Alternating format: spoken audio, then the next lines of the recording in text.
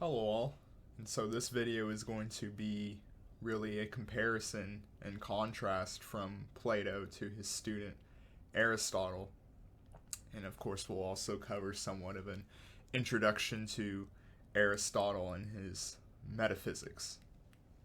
So essentially Aristotle, as Plato's student, is going to try to have a corrected direction towards his teacher and really just a summation of how their relationship would be. Of course, he follows the idea of the forms, and in many cases, his discrepancy with Plato will be largely on him, not taking it far enough, if you will, in a lot of ways. Now, in the similar qualities, he wanted, of course, the improvement of the soul, and in the realm of ethics, he wants to focus, of course, on the same issue that Plato had, which is, the knowledge of what is good for people, and the difference from that, what the real good, if you will, is to what simply is in the realm of appearances or opinion, if you will, and that is just simply the appearance of the good, and that difference there. And so, of course, this is the distinction between opinion and knowledge, or appearance and reality. And so, much like Plato, he's going to strive, of course, for the good as the goal and really the purpose of us as beings. And so, in of course similar fashion to Plato, the good is in similar quality really of what we would consider God, and he really agrees with this idea that there are unchanging forms or essences representative of the ideal good for really the classes, the qualities, and of course with Aristotle the species of things. And so moving from really similarities to now somewhat some of the differences, the first one you would notice, of course, is the writings themselves. Plato was a myth weaver. He would tell likely stories, and he told these great and artistically achieving the highest regard, really, with art itself. You know, there's a discrepancy here with their literary style, because Aristotle is, of course, really the rationalist here. He's the scientist. He produces these summaries and the system, if you will. There's no struggle in understanding that Aristotle, has this very coherent systematic mind, really, and offers up this detailed analysis of all these different categories, and really uses the function of analytics, and produces a lot of systems and classifications. So he talks more like a scientist. And with that, we could say that Aristotle is again kind of acting corrective towards his teacher, because he's just taking very seriously the idea of unchanging forms, to the point where Aristotle, he's going to be really divorced from the historical relevance and concerns that Plato had in ancient Greece at the time. Aristotle's not really going to, go out of his way to, denigrate the other sophists, or, take, shots at characters of people like Aristophanes. Aristotle's going to be really divorced from that. He's essentially removing, himself somewhat from his historical context, as really unnecessary for an analysis of unchanging principles, I would think. Now, returning to Aristotle's, style, really, he is very difficult with translations.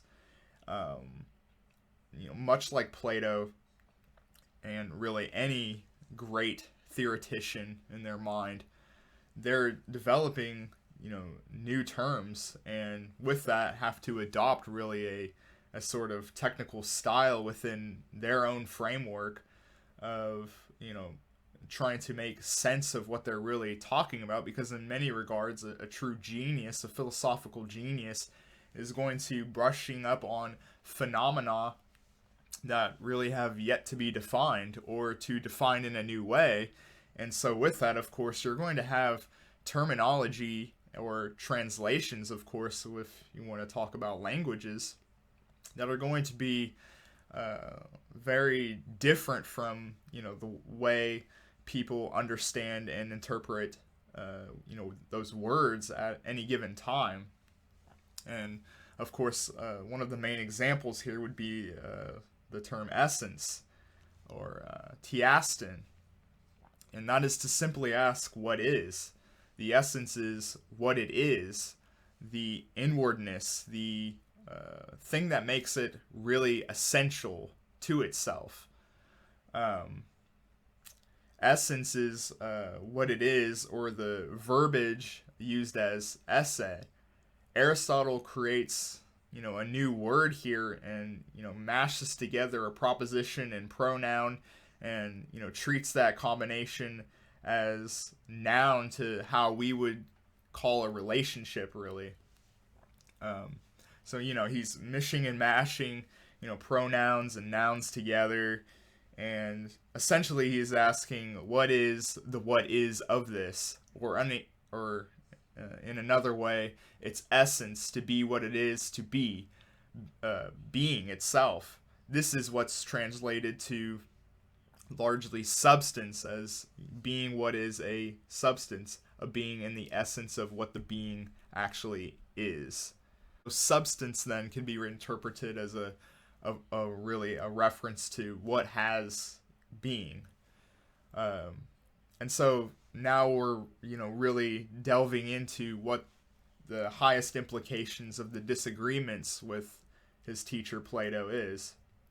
And this is, of course, in the discussion of the forms, which is a massive part of Platonic philosophy. And as I covered on the thesis of really the divided line being, what really shoots out the implications for the rest of philosophy for Plato. If you disagree with that and you make changes to what you think is forms or the transcendence of it, then that's going to have ramifications for ethics. That's going to have ramifications for politics. That's going to implicate history. These what seem like small changes here are going to have, huge ramifications in why Plato and Aristotle are different. And so, since as with Plato, everything comes back to that, to knowledge and opinion, then it is of utmost importance to really understand, this metaphysical principle difference here. And so, really, to start with Aristotle's metaphysics, we're going to begin with the concerns of definitions on this particular subject of metaphysics. Aristotle here is going to have really the formula here for Aristotle with regards to knowledge is going to be practical and theoretical. This is really the scheme here. The telos, the end goal of practical knowledge, is really set into action. Practical is the production. It's the instrumental value to the means to some other. Ends then that really of itself. So it's, really the use of practicality and how that's a form of knowledge. But there's also the theoretical knowledge. And that is a purpose onto itself. It's, understanding the truth. It has its own value. It's not just some practical way to achieve a goal. Theoretical knowledge has a value of its own, and it's intrinsic. Theoretical knowledge is placed as speculative. And speculative knowledge is largely to just think through on something or to just contemplate it. It's kind of like, the classic difference here between action, practicality, and pragmatism even, and that which is abstract. that which is theoretical. It's not something so cut and dry that just appears in the world, because of course appearances have problems with that. So speculative or theoretical knowledge doesn't really have any instrumental purpose to it. It's not a thing of practical matters.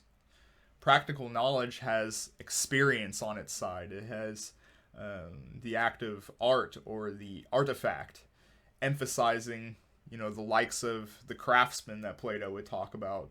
And art, or high art, is really the business of making artifacts. It's kind of giving the recipe, if you will, to creating something. And that kind of is an artifact in a way. Through experience, through trial and error, you'll eventually find this practical knowledge where the right result's going to come out. And if you can replicate that, usually you're going to get that same result again. Experiences is that really of memory, or the accumulation of experiences. It is simply knowing what is really around you, using the trial and error method of practical things all around you. Think of something really mundane, like your commute to work has construction, and so you have to find a detour, and you're trying to find the fastest one to get you to your job. And you have this new knowledge that for a temporary period of time is going to give you the right route to get there on time. And maybe you tried a couple different routes or something, but you finally find the one that works best for you. And so you're using the experiences around you of losing the best way to work and then having to have an alternative. And you use that for a couple weeks or months, however long, depending on how good your street system is. And it becomes kind of experiences put together to create a sort of practical knowledge in your everyday life. Mentioned with art, then, knowledge is really one of productive professions or trades where you find the most efficient way of getting a result, getting things done that can be used to cause things around you to happen, and really is the activity of making or changing things. It's really the practical craftsman. But metaphysics, though, is not in the realm of practical knowledge. It is the theoretical one. It has intrinsic importance, or really acts as a science. And so science, or scientia in Latin, we discuss that, which really is in regards to what we consider today with things like social science. And if you know a bit about Europe and their intellectual history, science is really the umbrella for what is theoretical. And so, of course, Europe has a history of treating theology for many centuries as a sort of science, because it's a theoretical study. And in that similar way, that's really how you could see how the Greeks would use with their terminology of science. So, things like the social sciences, anything that's really theoretical at the time could be considered, a science then. And so there needs to be a distinguishing factor here, or Aristotle's going to consider this with how, there are particular sciences, there are particular fields of theoretical knowledge, but there has to be something that is of first wisdom that, really acts as how the particular sciences themselves can be true. And essentially we're saying, what is the science of science? And this is really the overarching theoretical of all theories that which comes out of, or at least it's an attempt to be the most generalized way of looking at theoretical knowledge we could have. A particular science is concerned with various principles that work in a particular field of knowledge. They have different categories, and of course Aristotle is going to have many categories for things to formulate in a sort of system, a classification, or a species.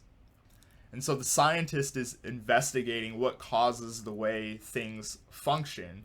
And if we can get our hands on the first principles, then you can actually understand really the classification systems that underline all other fields of knowledge and sciences around us. And so first principles is really the science of being. The different sciences such as plants or biology or cosmology, the study of the heavens, all of the things that science is linked to is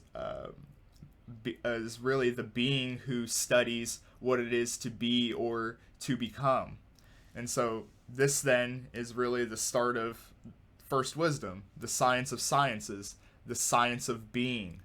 And in other words, as it's going to be taken up, metaphysics.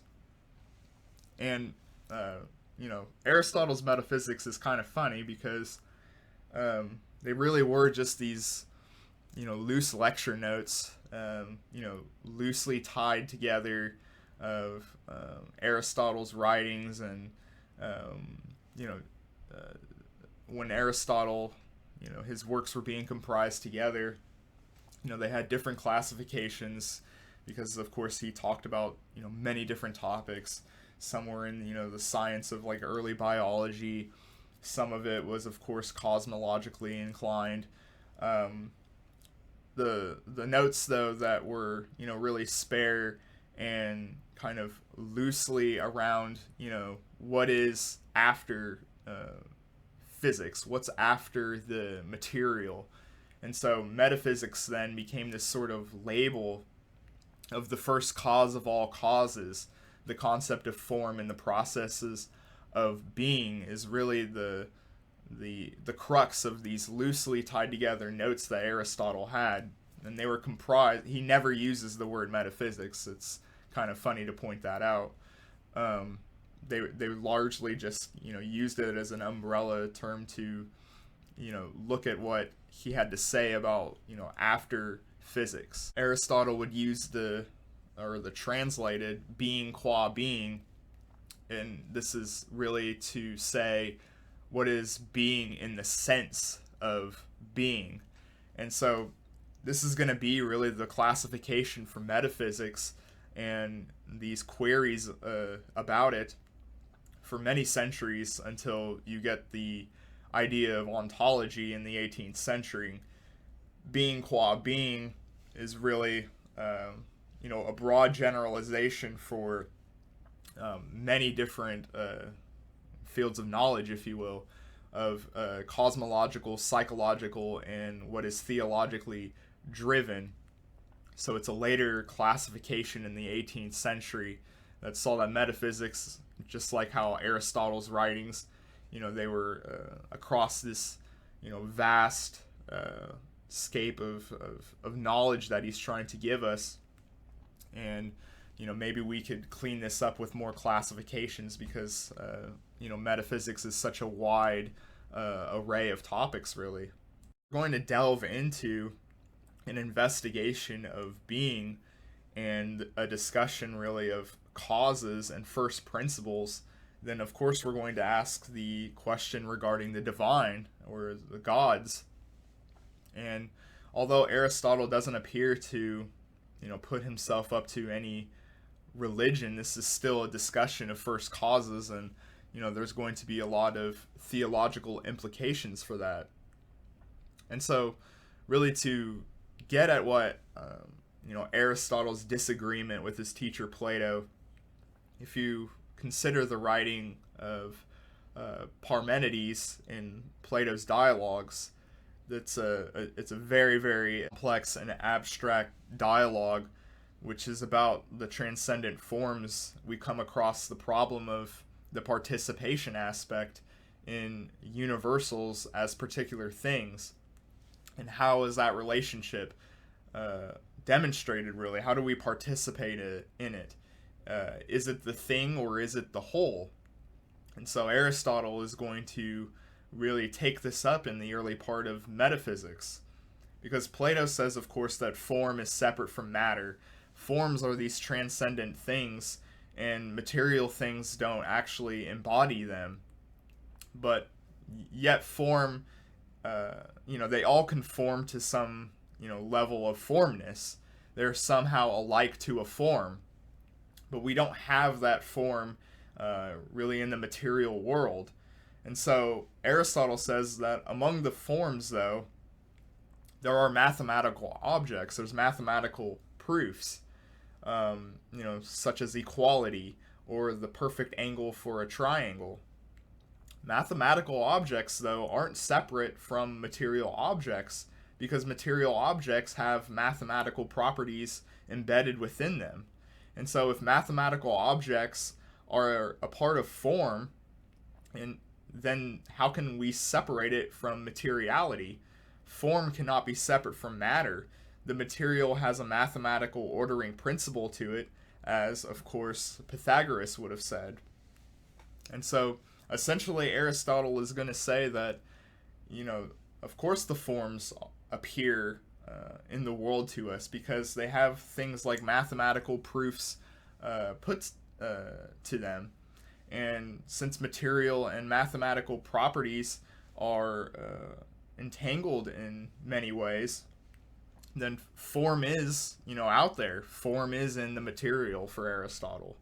Ethically, this is going to mean that Aristotle is going to combat the idea that, there's only an ideal good that we can think about, but it has no effect on particular things in itself. There's no form in them in particular, but why is matter conforming to the good, to beauty, to goodness? What is in matter that seems to give a naturality towards the direction of the good? If the forms are transcendent and they're just cut off, and Plato doesn't really talk about their relationship, how they're able to go about and other than just contemplating the good, why is there seem to be modes of naturality? Why is there an observation that seems to have us moving in the direction of beauty or goodness? It's got to be there has to be some sort of calling there. It seems weird to just say that it's just transcendent and there's nothing in natural change that helps produce order or beauty and goodness. If there's no form in materiality, or the transcendent forms seem to then have no effect on the material at all. And Aristotle is never going to be satisfied with this. You could say, of course, that Plato would talk about the world's soul as this great motivator, but for Aristotle, who takes up this scientific approach, observing things in the world, trying to find really the good in the world out there, in itself, in its changes, really. It doesn't seem satisfying to relay back for Aristotle to likely stories, really. And that's another part of something I want to point out is you can see again, as I've, kind of beaten over the head of my subscribers here, this, evolution, this conscious mutation, as Gebser would talk about, of going from, the myths of Plato and his style to one of Aristotle, which is much more in the rationalist style, and this could not be demonstrated more. And it's just interesting that it goes from just a teacher to his greatest student, and despite all of what seems very similar about them, we're gonna show here that this is a world of difference really between the two. Actually, again, for Aristotle, while he does seem to be open to the idea of the God and the good being associated, the idea of a world power animating it and giving its direction towards the good, but this again relies too much on likely stories, and it isn't very scientific and offers an unrationalist account because, of course, it's in the mythic structure, as Gebser would say. And so this is going to be something that Aristotle isn't satisfied with, just, calling it, a sort of world power that's motivating us towards the good. Aristotle wants an alternative explanation. If material objects have mathematical properties, then the form of those mathematical objects must be within those material objects themselves. And so, if natural processes spontaneously produce order and beauty and something called potency of form, the form must be within the processes themselves, actually in the material world. Why should we focus on the transcendent forms of Plato when there's immanence to be had in these forms? They're not above us in the heavens. Forms don't exist all on itself, but are active, and forms are within what they form of. And any particular, whether it's a vegetable, a window, or a dog, is a composition of form and matter, not just matter with no justification to it. There's an interaction here with the idea of a transcendent form, an ideal, and is trying to form a copy of it. The particular itself is the composition of that form with matter. And so Aristotle's talking of this in the view of this as hylomorphism. And so the material and the morphe being of form, or this is going to then turn into morphology. And so this is the primary change that Aristotle really makes do with Plato's philosophy, which is going to, of course, have ramifications for really every other field that we're going to discuss here. Because if form then is adherent to a particular, or that particular has adherence to that composition of a form, then the particular has an adherent capacity or a potential that could be exhibited, an inherited end, a telos to itself that has a sort of essence to it. If form makes a particular what it is, then form particular then has an inherent capacity or a potential to be exhibited, an inherited end, a telos, if you will. It has an essence to it. If form makes a particular what it is, then form defines its essence of what that thing is.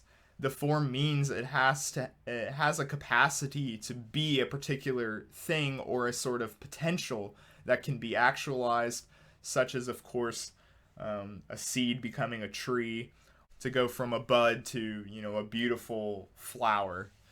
Every natural process has a potential that can actually be actualized. The word potency then comes to mind with Aristotle of how this relationship is. It's interchanged with this. Potency has a sort of power to it to become something that we can't see yet in the material, but it has something within itself that has a direction towards a particular end, a telos, if you will. The essence of a thing has a capacity or potency to actualize, and the actualization of the potential, which is its natural end or goal or a good for that particular thing. And so, of course, with that in mind, this is going to become the focal of his ethics, and the question is going to be, what about us as human beings? What is our ends? What is our telos? What is our potential? What is our capacity that we might not be able to see right in front of us?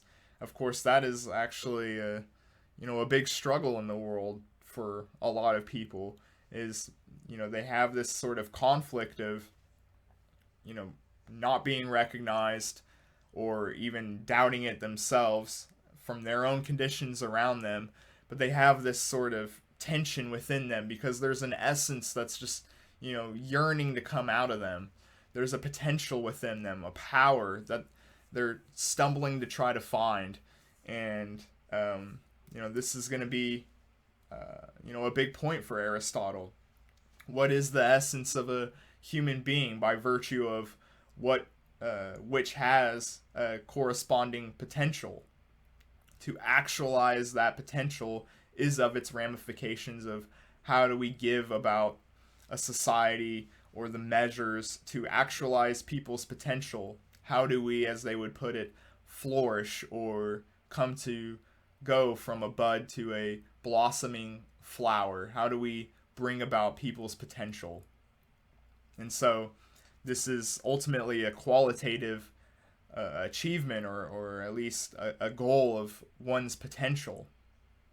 And so with that, I think I've touched base on the similarities and differences from Aristotle and his teacher Plato, and as well, start kind of brushing up on the metaphysical discussion that's going to then, of course, have ramifications for all of the rest of Aristotle as we move from Plato to him in full. And so I hope you guys enjoyed this video. Make sure to like, comment, and subscribe, and I'll see you for my next video on Aristotle.